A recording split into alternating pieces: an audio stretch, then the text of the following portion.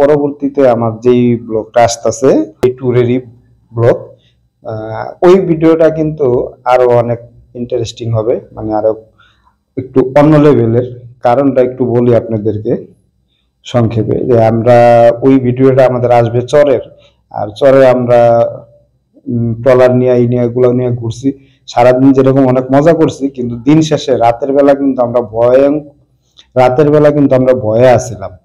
কারণ ওই চরের একটা ঘটনা এরকম হয় যে যদি কারোর সাথে কোনো গ্যাঞ্জাম হয় এক গ্রামের সাথে আরেক গ্রামে, তারপরে ওই রাতের বেলা অন্য গ্রামের মানুষ আইসা যা পায় সবকিছু নিয়ে যায়। তবে আমরা ওই দিনকার যে গ্রামে ছিলাম ওই গ্রামের সাথে অন্য গ্রামের এরকম একটা গ্যাঞ্জাম হয়েছিল।